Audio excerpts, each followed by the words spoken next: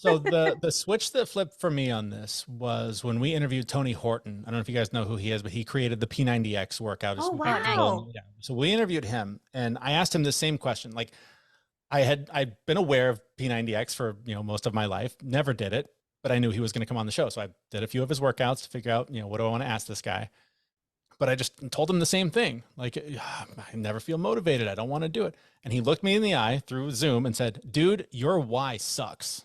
That's why. That's I that's why you can't agree. do it. You don't have a good enough reason.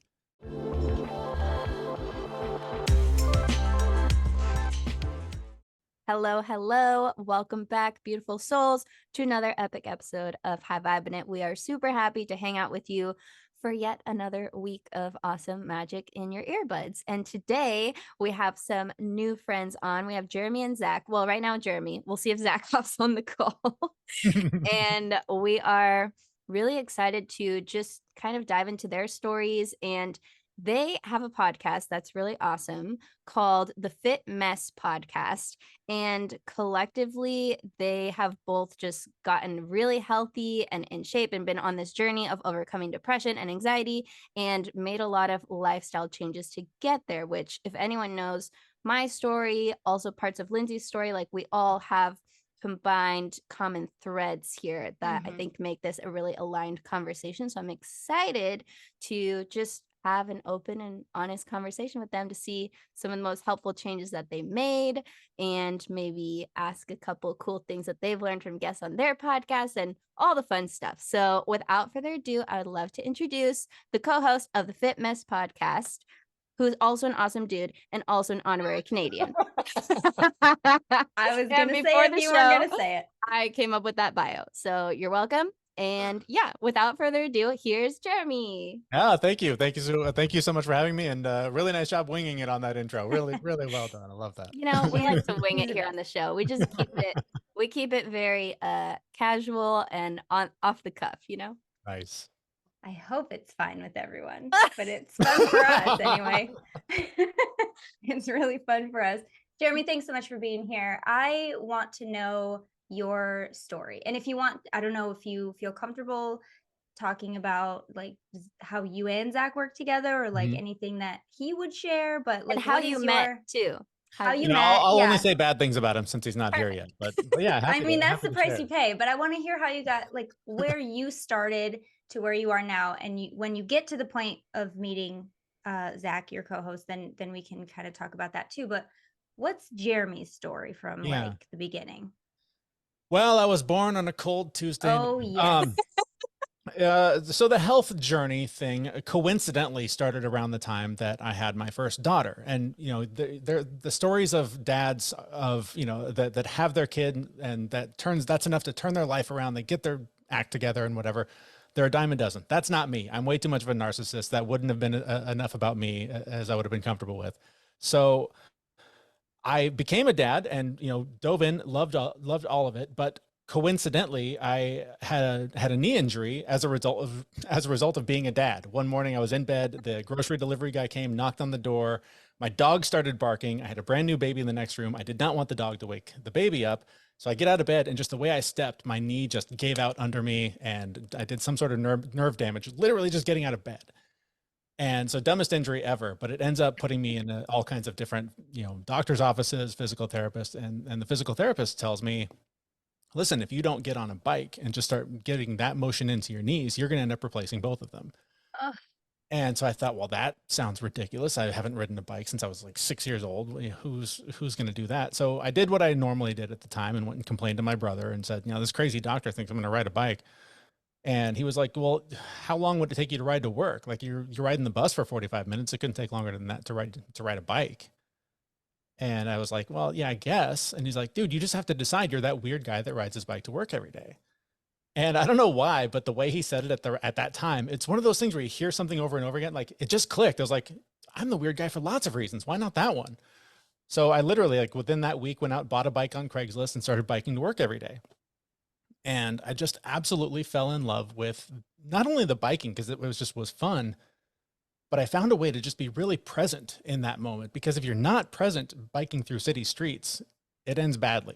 Trust me, it happened once. But I wanted more of that in my life. I wanted to find ways to stop worrying about the future, stop regretting the past, stop overthinking everything to death. I wanted to live the way I lived on my bike. And so I found a therapist who happened to teach meditation. He taught about, Buddhism and Dharma and all these different things. And I just wanted to invite as much of that into my life as possible because it just was so much of a more peaceful way to live. And so really long story short, that bike trip turned into feeling like that wasn't quite enough to move all the energy. So I started working out every day in the gym at work. I would walk by the donuts on the tray at work or the snacks that were out, and they just stopped looking like food. I started like really thinking about how am I fueling my body for these long rides and these big workouts. And it just was sort of these little things that one by one stacked up and led to a happier, healthier life. And so, I mean, I can stop there. The story then connects with where I met Zach. Mm-hmm. That is awesome. And isn't it cool? Like your story's so cool because it just goes to show when you have one goal of like more presence. Well, it really is like a two-part goal, like more presence, better quality of life. How when you just live each moment by that goal, you automatically start making totally different decisions like around food and how you spend your time and how you use your energy. Like it's just so cool to show how simple it can be where it's just really that choice, and Mhm. then you make that one big choice, and then under that is a bunch of little choices, right, that add up to support the bigger one. That's So the thing that's that's been the most beautiful. shocking to me is that like every door that opens, I find three more on the other side, where before I wouldn't even look at the door because it just, that's for other people. That I don't do that. That's crazy. And the more that I say no to things, the fewer opportunities that I find that life presents me to, grow and expand and just have a much more rich experience. Mm, juicy. I like it. So tell us So about your co-host. yeah, So how did Yeah. you so guys meet? then So he became a dad around the same time I did, and that's actually we met through our wives. They were part of a Fit Mom group. They were training to participate in a sprint triathlon. It was something like a couple months after giving birth, like some just wow, Herculean, badass. thing. Yeah, totally. But it was one of those things where they're hanging out and they're talking about their husbands, and it turns out, we both like Star Wars, like we're big nerds about all the same kind of stuff, and so that became invitations to brunches where we would show up and sort of size each other up and do what dudes do and be like, "Oh, did you watch the big sports ball event the other night?" Yeah, like, Go and it just, sports. yeah. So we had the walls up, shields up, don't show emotion, don't show feelings, whatever. But over time, we got to know each other a little bit more, and you know, Star Wars conversations became conversations about, did you get enough sleep as a dad? How are you feeling as a dad? Like, are you taking care of yourself? And next thing I know, I'm at a birthday party, completely overwhelmed. I excuse myself. I go out and sit in the car, and he's the guy knocking on the window, going, "Hey, man, you okay?" And that's when I knew, like, okay, there's a bond here. Like, we have like that brotherhood or whatever. And so yeah, so we got to know each other. We just started getting more and more vulnerable, and everything really changed one weekend. We were all camping together, and we woke up. He and I were having coffee by the fire, and he was talking about all this weight that he'd lost and this diet that he was doing. And so we started sort of exchanging things that we were doing, like different tips, different ideas. And the more that we did that, we were realizing, like, this is crazy. Like, guys don't talk like this. This isn't something that we've been exposed to. So, I'd been podcasting for a long time, and that show I was doing wrapped up. And so he had the insane idea of doing a podcast where we basically shared what we were sharing with each other. And I thought that was nuts because I didn't feel like an expert. I didn't feel like I'm some guru to teach someone else how to do their thing. But I did realize that we had access to experts who could. And so by just sharing our own experience and the things that we were doing and bringing in experts to fill in the knowledge gaps where where they were, a podcast was formed. And so that sort of came together as just this mission to show guys that it's okay to talk about your feelings, to be vulnerable, to open up, because when you do, solutions present themselves. But also just to educate people on all those little things that you don't have to do all of them. We don't do all of them. Like, we've done 190 episodes or whatever. We don't do all of that stuff, but we do enough of it that it stacks up and leads to better results. Mm, everything you're saying is just music to my ears, Yeah. honestly. And I feel like it's really supportive of this movement of like an empowered masculine man who it doesn't have to be or look or act a certain way anymore according to Yeah. society. Like nobody would look at you and be like, oh, he's so sensitive or whatever. Like people wouldn't judge you because you look like Ricky Martin. You're a cutie. Like it's great, you know? But it's like I just love to hear men opening up and just being real about like the human experience, because like let's just stop pretending that we're all like so great at it and that it's so Well, awesome all the it's so time. funny because yeah, like women, anyone becoming more authentic is just beautiful. Women feel like we can't do it because we're never good enough. Men feel like they can't do it because they've been, well, both have been like pushed down by society so much to be something so watered down that like when anybody shows that like no, it's okay, you can just be you, it's okay, you can show your feelings, because guess what, so many other people are feeling this way but nobody's talking about it. And when you, Jeremy, wonderful soul that you are, you and your co-host Zach, when you guys are able to do that, you create a safe space for men, women, probably especially men, to be like, oh, well, they don't sound weird doing it, maybe I could do it. Like it's such a nice invitation. And that's what I hope like Kelsey and I bring on the show too. Like own like how awesome you are. Celebrate your victories, talk about them, be proud of yourself. And other people may have that permission to do that for themselves. And in your case, or in rather your podcast case, like it gives that safe space to be able to be vulnerable. And gosh, how empowering is that? I mean, it doesn't seem like it is, but it really is. So it's one of the most empowering things you can do for yourself is to show up authentic and maybe unapologetic eventually. Yeah, and I think it's a lifelong thing, right? Like, I mean, I've been working on Yeah. this through the show for the better part of 5 years. I've always been a pretty emotional, sensitive person.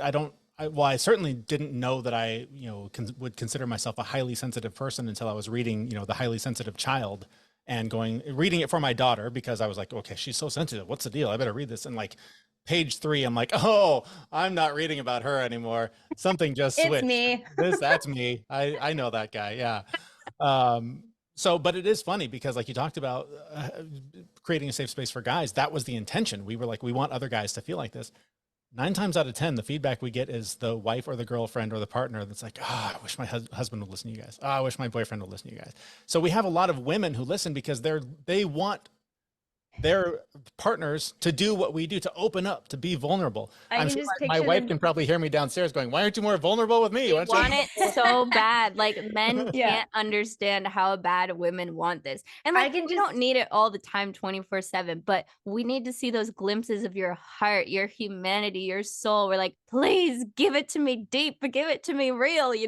So that's so funny that you I've get that feedback a lot. I'm not surprised at all. yeah, and I bet all the ladies have like this complete expert way of like turning up the volume when they're sitting next to their Right. husbands, like, Subtly, yeah. oh, you're listening to this, oh yeah, oh sorry, like we do it all the time just to Yeah. for things. We'll just turn something on that we want our husbands to watch and they just like wander into the room like, oh sorry, yeah, we Right, have it right. down, we got it. But yeah, I agree. I think that we women appreciate it when we can catch, again, Kelsey, as Kelsey said, not all the time, but it is nice once in a while to be like, oh, you do have that side, you do But have see that capability.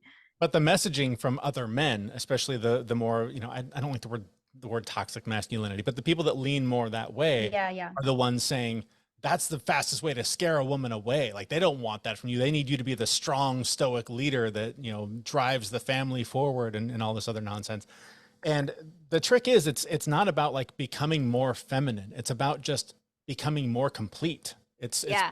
having a more complete human experience and not just being a robot that doesn't feel anything.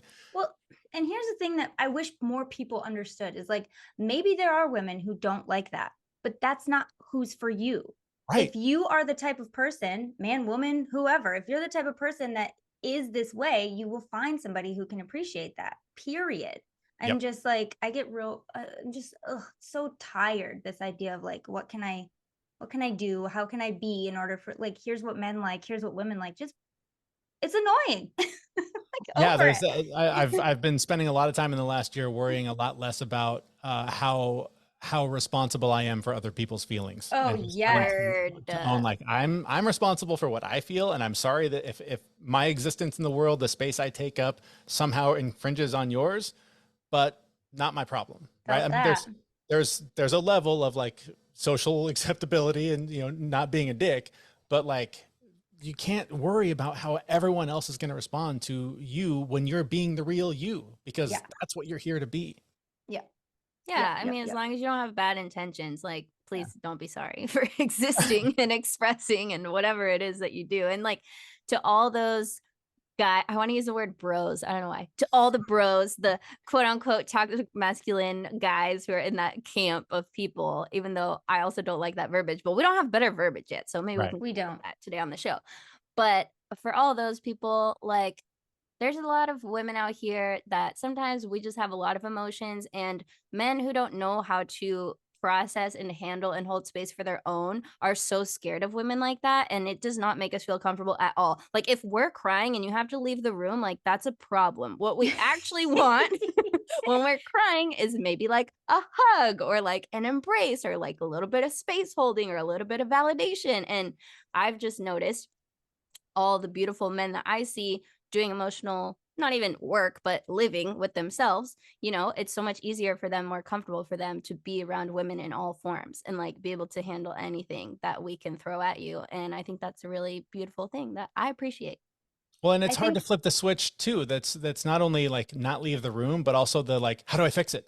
What do, Right. Yeah, we don't where need do I put that. the Band-Aid? How do I fix it? Yeah, Tell me, yeah, just yeah, tell me yeah. what to do. I don't want you to have feelings. I want to make the feelings stop. How do I fix that? Like, that's a really hard thing for guys to overcome too. I Yeah, mean, that's lem- just that's your nature. That's hard to overcome your nature for sure. Do you ever listen to Alison Armstrong? No. Oh my gosh, I have a whole rabbit hole for you to dive down. But I don't Alison think I've ever heard Armstrong, you talk about who is this? so Alison Armstrong teaches about like masculine and feminine dynamics and partnerships and dating, but she has a lot of good content and audiobooks and real books on she basically her whole thing is like, well, you know, I thought I was going to study men and it would take like 10 minutes because they're so simple and like non-complicated, but then now it's my whole life's work 20 years later. And she basically teaches women about men, and like men are always just wired to be like, okay, what's the point or what's the problem? When you're talking to me, I'm looking for like, what's the point of this conversation, or is there a problem? And if there is a problem, how can I solve it? Because I don't like there to be problems. I like there to be solutions. And Yep. everything you just said just reminded me of a lot of her teachings and philosophy. So if you ever want to dive into something fun like that, ladies and men, I think she's a great resource for both.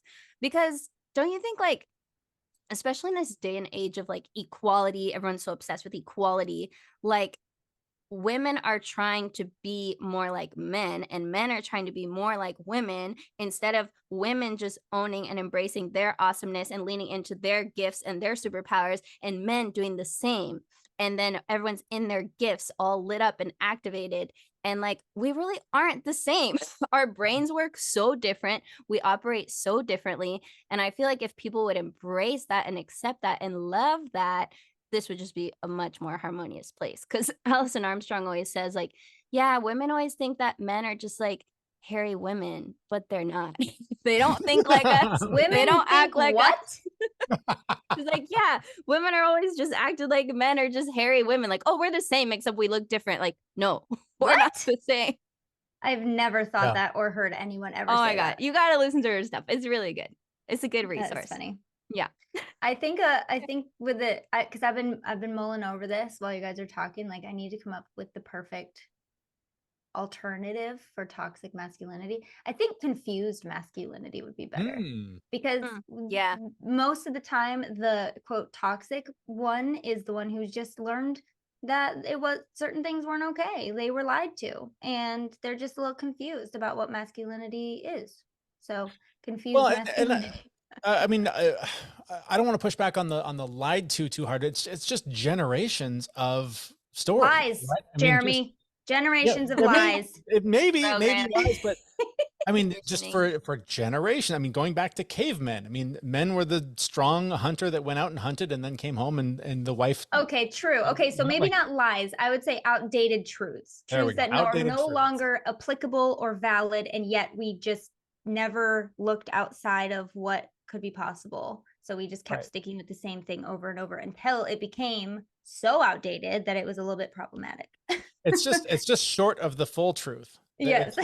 that there's more to it than being the stoic caveman that just provides and hunts, and that's the end of the story. Yeah. That's true. That's true. I Yeah. like it. I mean, it's all about like as a human, right? This is what we always talk about on our show and what you talk about on your guys' show is just reaching full potential, right? There's so many different ways that we can do that. And I think tapping into, you know, your humanity is definitely one of them. So I Beautifully applaud y'all. said. Yes. Tap into your humanity. Mic drop. Mic drop. If you're doing that, I mean, if you're really doing that, what more is there? Feminine, masculine, human. That's to me, you hit on the word equality. I mean, that's the thing. The more that we can be ourselves, the more equal this whole Yes. thing becomes. Yeah, because everyone is equally valuable, but that doesn't mean that we're the same. You know, Right. that's where Right. the fine line is. We can express our individuality and our gifts and our essence and all that jazz. But yeah, this is really cool. So I want to know, Jeremy, what are some of what's been working for you lately as far as like your practice of becoming a better person or being more present or whatever is your goal these days? Like what's been really working for you? There's a couple things. One is, I mean, it's so basic, it's so simple, but literally physical activity, physical movement. And for me, it has become going to the gym. Just physically working out every day has become the foundation that everything else is built on top of. Yeah. It's become, you know, like church to me. It's there's some days when I go in there and I cry more than I sweat because I'm just moving energy that needs to be moved. And you know, you look at the mat and that's not sweat, those are tears. Like you moved some Don't stuff get from it when you were twisted. 10, right? So that's been huge. And I've just very recently made the transition from hating going to the gym because I hate the gym to really understanding that literally front door to front door is the hardest part of the workout. Just mentally convincing myself that it's worth it, that it's going to be the right thing in the long run. That is the hardest part of my workout. Once I get in there, I start moving things. I start feeling, you know, not only just physiologically, like the endorphins, the dopamine, all the stuff, but just the evidence that I'm building every day. And when I can look on what I'm tracking, that, you know, I'm building all this evidence that I am who I say I am. I'm this person who can do these hard things every day and challenge myself and push myself to grow. It just builds more confidence. And then that confidence shows up in the world where I go to work and I feel like I'm a more confident, capable person who can do hard things. I can show up better for my kids because I processed energy that otherwise would have just been spinning out thoughts in my head all day that wore me out even more. And now I have to be a present father for my kids and I'm just mentally exhausted and I don't have the room to hear them recapping their entire, you know, grade 2 day. Right. So that has been huge. And again, it's the simple things, going to the gym, working out for 30 minutes a day. Today, I'm going to be adding a second workout a day. I'm joined this yoga routine that I'm going to be doing every day in addition. So I've got to find a way to squeeze that into my schedule today. But through all of this, I've also been sort of in this transitional time in my life where I feel like there's a lot of change on the horizon or possible change, things kind of being shaken up. And I haven't really felt that way since the time that I moved. I moved from Seattle to Canada. And I know that when I'm in that place, the thoughts take over, all the worries, the what ifs, what if it goes wrong? What if it's the wrong thing? And I'm remembering now through a lot of journaling and a lot of just time with myself that I need to meditate more. I need to just turn off all the noise, turn off all of that just crazy worry and come back to what's true for me. What do I need in my life? And just allow it to come to me, because the more that I like grip the wheel and try and turn it as hard as I can in the directions I want to, I never end up where I want to be. But the more I let go of that wheel and open my hands, the more the universe just allows the life that's supposed to come to be delivered to me. So those are I mean, again, I hate showing up with advice like work out and meditate because it's so No, basic, it's good but advice. it's so People key. need the reminder. Yeah, it is. And it's the kind of thing that, so somebody listening to this has probably heard somebody else say that a million times, but I'm hoping that this is the time that for me, like being the weird guy on the bike and it clicked, maybe this is the time it clicks for them where they go, you know, I've heard that 1,000 times. Maybe I should just try it. Kelsey's talking to me directly to my step talking directly So to this me. is funny that you bring up the exercise point because I love movement. I used to be a professional dancer, so I'm Wow. obsessed with like body work, movement, moving energy through my body. But now I'm not dancing so much, so I go to the gym a lot. I build muscle. I feel strong. It's great. My husband works out like every day, like a monster. He used to be an ex-professional athlete, so we're both like body people. And Mhm. Lindsay, I'm always trying to get her to exercise. I'm like, Lindsay, it feels so good. You just gotta get over that hump where it sucks. Like you'll enjoy it. You just gotta find a way that you enjoy it. Like it's gonna be good. Don't worry. And it always comes up on the show, and she's just like, I feel targeted. Well, and this brings me to my next question, because I feel very, whenever somebody comes on and is just such a bright light and happens to attribute it to active activity, I'm like, dang, maybe there is. I can't help it though. I've done this so many times, like a 30-day like training thing where I'll just do the most, Mhm. because I don't, if I'm going to do it, I'm going to do it until I'm in pain, sort of thing. Like, Yeah. I don't know why, but I've never gotten to the, like, when I'm doing it, I'm just like, is this over? Like, can I have my Oreos now? Like, what is going on? I can't. And I don't know if you would call it lucky. I'm trying to not to use that kind of term, but I'm a tiny, tiny person. And she's I naturally buff. She's one of those people who doesn't work out, but she You're has the abs, she worst. has biceps. And I'm like, are you kidding me? Yeah, I was wearing a sleeveless shirt and Kelsey just calls me out in the middle of the show. And I'm like, don't look at Like, my why are arms. you so ripped? You don't even do push-ups. He Girl. wasn't giving out tickets to the gun show. What I are you do. doing? Come on. I don't know if maybe I just haven't found the motivate. And I saw what bro, you were speaking to me, but you said like somewhere I read on your work, maybe it was the form you filled out, but you said like motivation doesn't just come to you, you have to create it. And I had this exact thought like 2 days ago, thinking about working out. And I'm like, I just don't feel motivated. And I was like, maybe I have to create my own motivation. Ugh. And I've been thinking about it for a while. It's been hovering around in my ether again. I feel like I want to, but I don't want to. Like I So want to, but I don't.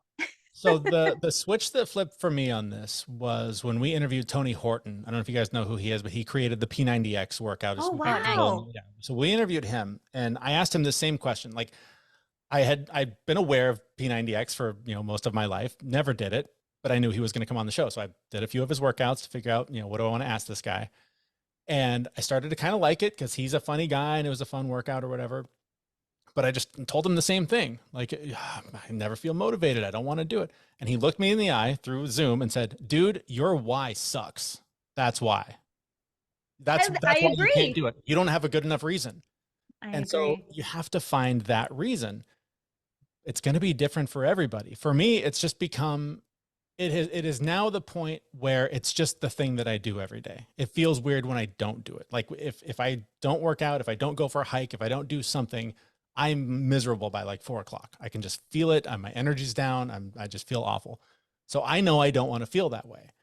I also know that when I'm 90, I want to be able to take care of myself. I want to be able to hang out with my grandkids. I don't want to look back at 46-year-old me and go, dummy, you messed up, because I already look back at 26-year-old me and go, dummy, you messed up.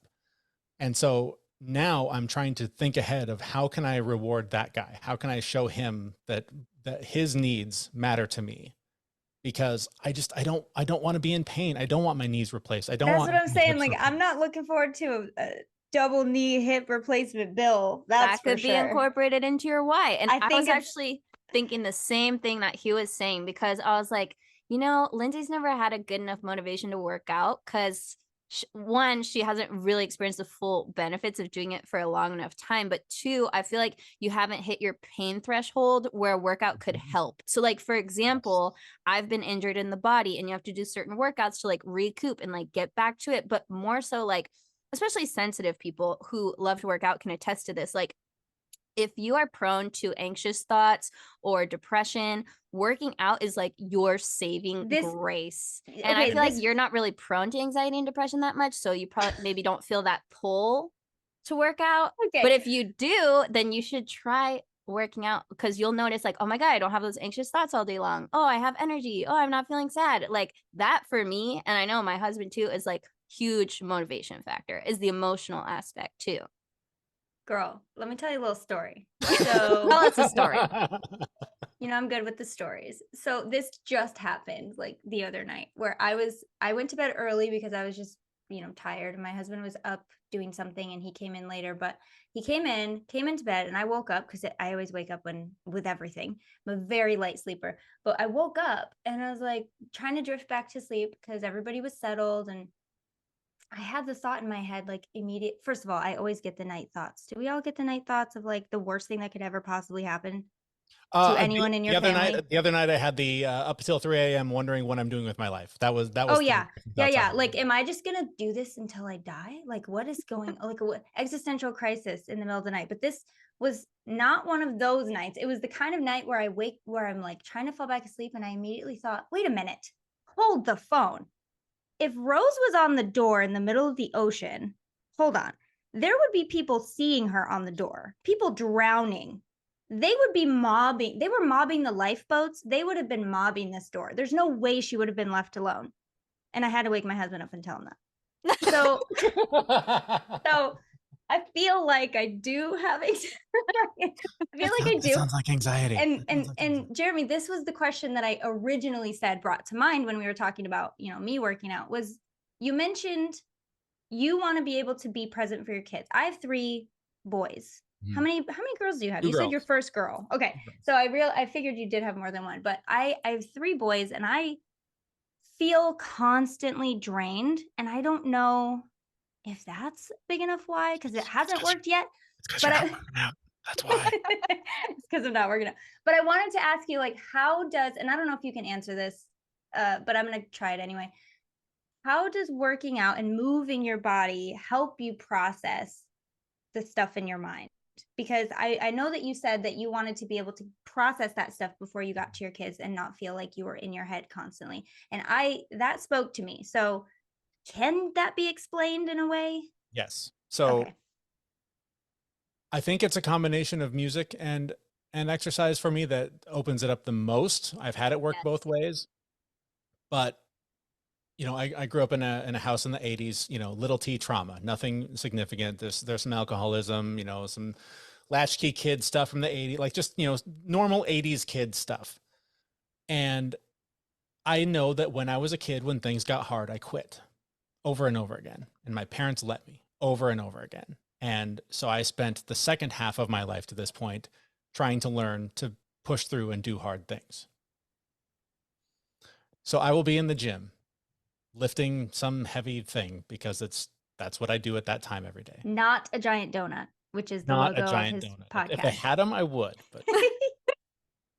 but I will be lifting something and some line from some song will hit just as I'm just exhausted.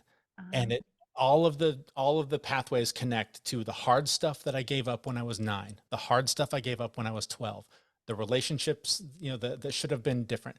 All of these pathways light up, and I'm standing there looking at myself in the mirror, doing something hard and going like, damn it, you are doing it. Like, you are putting in the work.